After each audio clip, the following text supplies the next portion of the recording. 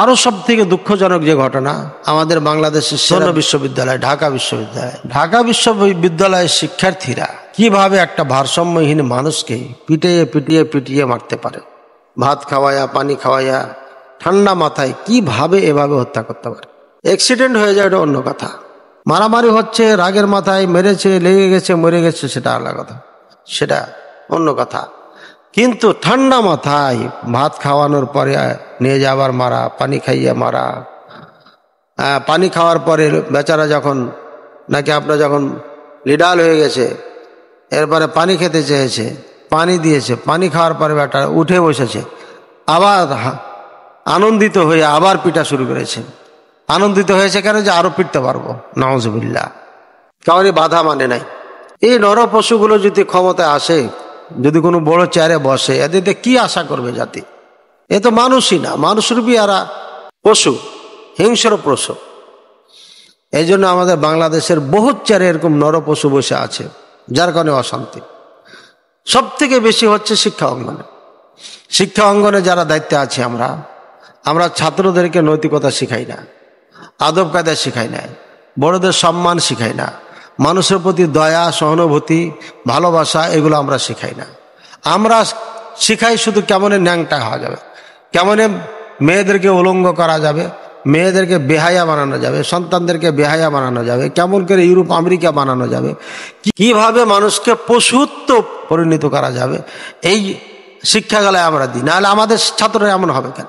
নাউজুবিল্লাহ সুম্মা নাউজুবিল্লাহ। অবশ্যই ভালো শিক্ষক আছেন, তারা দুর্বল, তারা হয়তো ভালো কথা বলতে পারে না। কারণ 10 জন যদি খারাপ পথে ডাকে, তাহলে 2 জন ভালো পথে ডাকে কেউ শুনবে না। সুতরাং শিক্ষা অঙ্গন থেকে যদি এমন উপহার জাতি পায়, তাহলে কোথায় নিরাপদ মানুষ, কোথায় নিরাপদ হবে? তারপরে সন্দেহজনকভাবে যদি সত্যিকারই সে চোর হতো, তা একটা কথা ছিল। সন্দেহের ওপরে তাকে এভাবে মারা হয়েছে, ভারসাম্যহীন একটা মানুষকে মারা হয়েছে। আজকে তার জন্য কাদার কেউ নাই, মামলা করার কেউ নাই, অসহায় একজন মানুষ, যার কারণে তার জন্য কিছু হবে বা হবে না আল্লাহ ভালো জানে।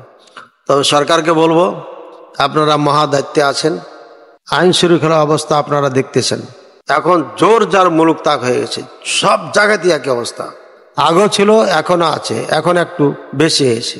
সুতরাং আইনের শাসন কায়েম করুন, যতদিন আছেন ততদিন আইনের শাসন কায়েম করুন, এবং যারা হত্যা করেছে সাথে সাথে হত্যা করেন তাদেরকে। সাক্ষী প্রমাণ তো আছে, ওই আগের মতো যেন বছর পর বছর পার না হয়ে যায়, 3 থেকে 10 দিনের ভিতরে তাদের ফাঁসি দেয়।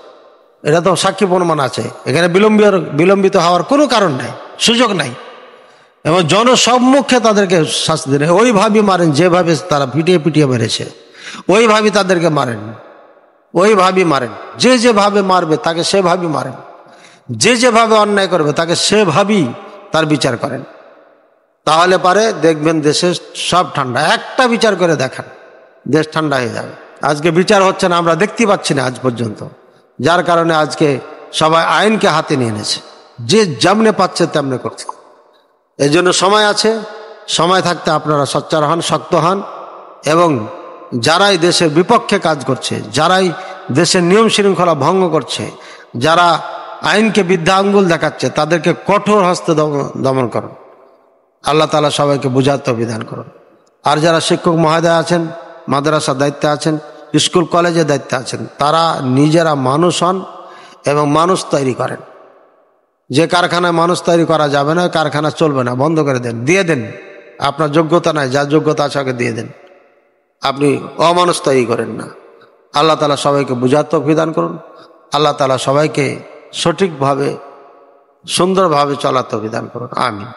সবার মঙ্গল এবং সবার শান্তিময় জীবন কামনা করে আজকে বিদায় নিচ্ছি। আসসালামু আলাইকুম ওয়া রাহমাতুল্লাহি ওয়া বারাকাতুহু।